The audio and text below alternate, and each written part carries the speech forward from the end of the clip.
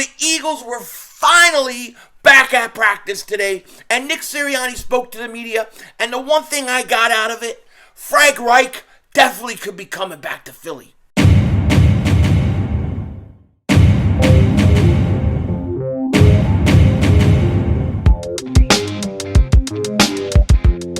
Dallas still stinks.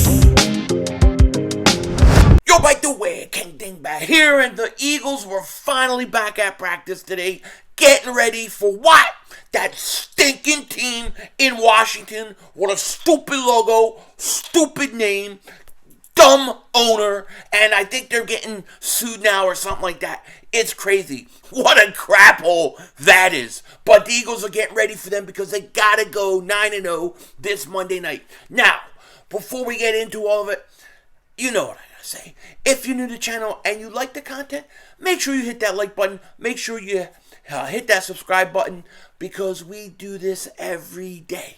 Every day, every week, every Eagles game, unless, of course, we're like suspended for something we didn't do.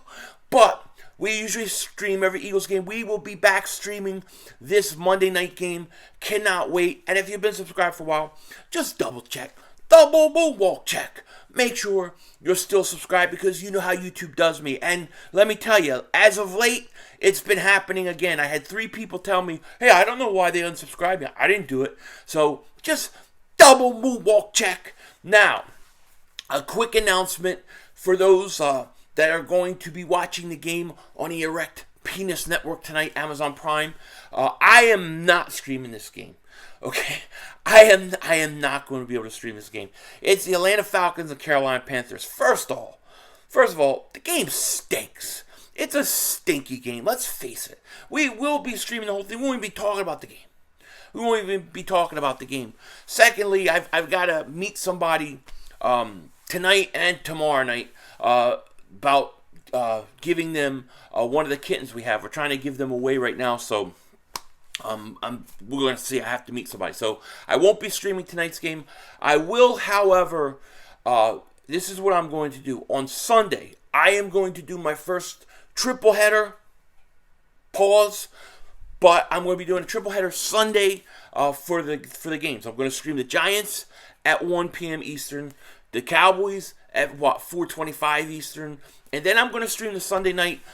I always want to say San Diego Chargers, but the Chargers versus the Niners. I think it would be good to watch the Niners and stream it with you guys, because I think out of all the teams in the NFC, they could be giving the Eagles the most problem. So I'll make up Thursday's game tonight, because I usually try to do Thursdays, and I'll do most Thursdays, but this game.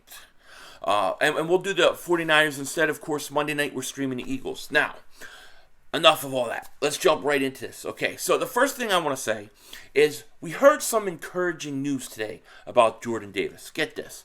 An encouraging sign from Pound Eagles, not hashtag, Pound Eagles locker room. Rookie defensive tackle Jordan Davis is present. He's not wearing any type of walking boot or brace.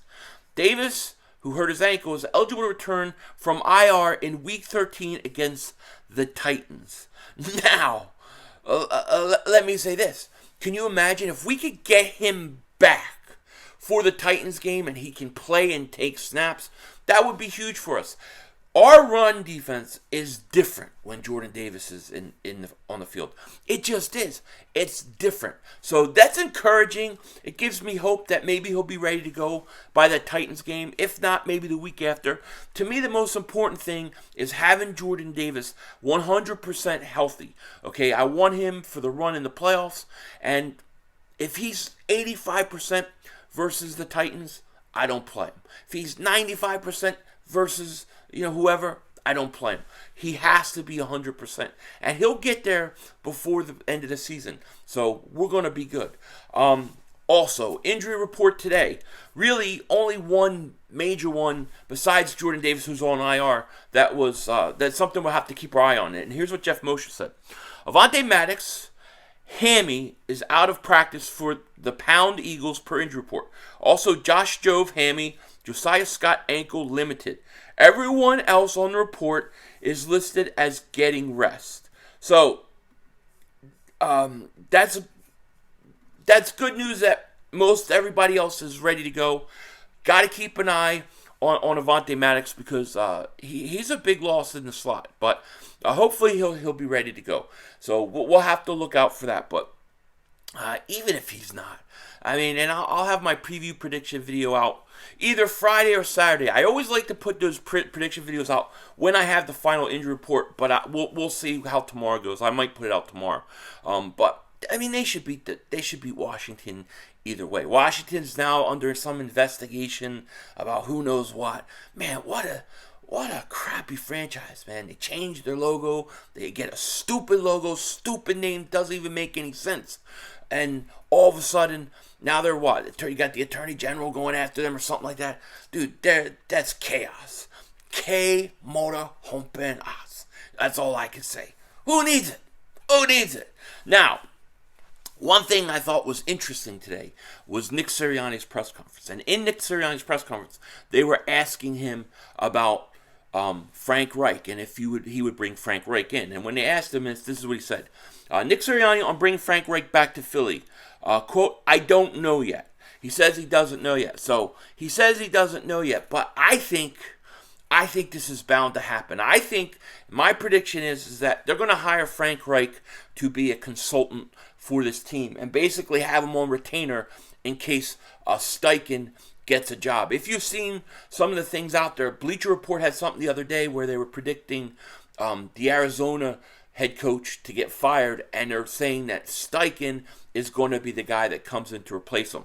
It makes sense. You get a new coach, you have Kyler Murray, you see the success that Steichen has had with Hurts. You think it would make sense, but we'll see. I do think the chances that the Eagles lose both offensive and defensive coordinators are very high and very likely. And I believe the reason Vic Fangio is in Philly as a consultant is because he's the guy that's going to slide right in there as defensive coordinator when and if Jonathan Gannon goes, which I expect. Then you have Steichen, who, how can he not get a head coaching job after this year? I like the job Steichen has done for the most part. There are a couple times where I think they take their foot off the gas too much when they're up big. But for the most part, I like what he's done. So I think he's going to get a head coaching job too. Now, if you have Vic Fangio, ready to go, and then you bring in Frank Reich, and then he could slide in as offensive coordinator, I would have no problem with that at all. We won a Super Bowl with Frank Reich as offensive coordinator. He may get too much credit. I think it's fair to say he gets too much credit. I think people underestimate what Doug meant to him, but he's still a very good offensive coordinator. And coming in with Sirianni would not be a bad idea as a replacement to Steichen. What makes me think this is possible, though, is when you hear Sirianni talk about him, he's talking about how much he respects Frank Reich. But he said something. He says, Frank Reich is going to be, I'm going to consult with Frank Reich whether we hire him or not. So he's got his ear. He's talking to him already. It just would make a lot of sense. And if what they've said about Frank Reich and Jeffrey Lurie's love for Frank Reich true, it makes a lot of sense. So I think that's something that has a very, very, very good chance of happening. And I'm totally okay with it. I would have no problem with it at all. But obviously, if Steichen was not to get a head coaching job, I'm not firing him. I'm not getting rid of him. I'm not doing that.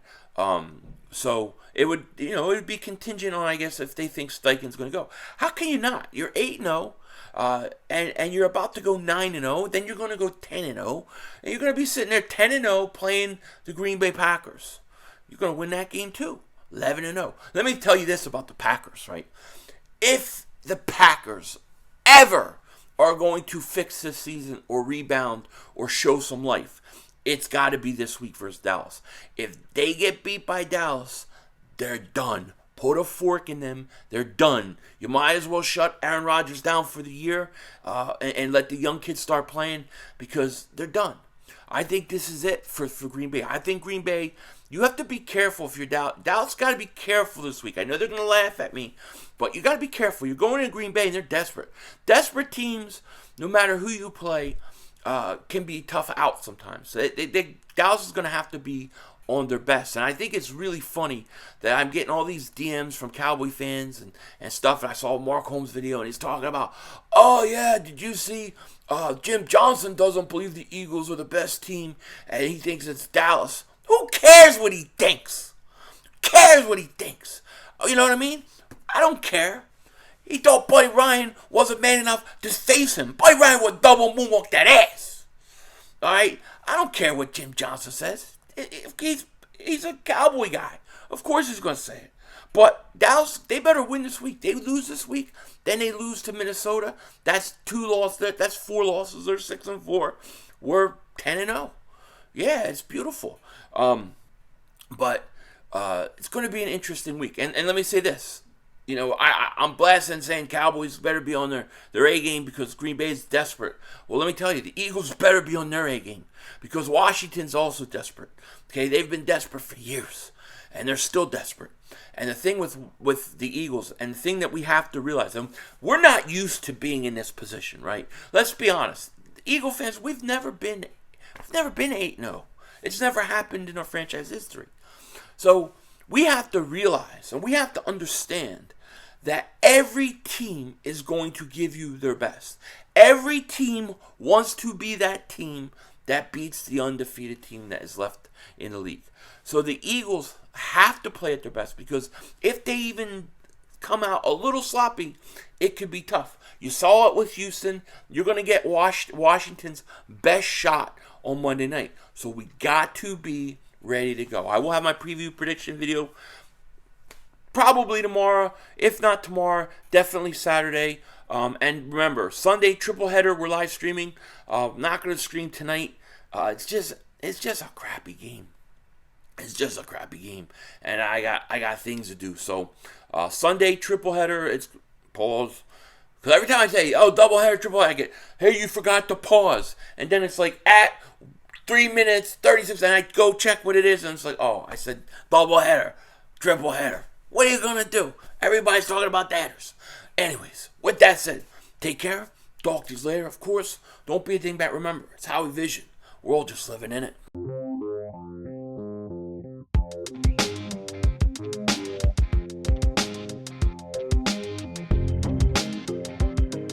So I almost forgot to talk about this in the video. I wanted to talk about this, but I was listening to the Kelsey's podcast, right? Great podcast. Travis and Jason, they do a phenomenal job. They had Jalen Hurts in, right? And he was talking about when he got drafted that he thought he was going to go to Pittsburgh. This backs up my belief and my theory that when the Eagles drafted him, they thought they were drafting a backup quarterback. They lucked into this. We lucked into getting him because he did not know he was coming to Philly. And if you're really going to go out and look to replace your franchise quarterback that you just signed big money to, if you're going to really go out there, you're going to do your homework on the guy, you're going to meet him, you're going to talk to him, you're going to do all those things. They didn't. He had no idea he was coming. He said that when the phone rang, he thought it was Pittsburgh. He didn't know Philly was even interested. He had no idea that was going to happen. We've seen that happen before. Andre Dillard, the Eagles never even talked to him. They just drafted him. So I think that was a pretty interesting statement by him, and I think it shows you that the Eagles thought they were getting a guy to back up Carson Wentz. And it just turned out that he's much better than Carson Wentz. And it's one of the best draft picks the Eagles could ever have to this point, in my opinion. And I'm glad it happened. I'm glad it worked out. At the time, we didn't know what the hell was going on. But very, very interesting comments by Jalen Hurts. Denzel Washington out.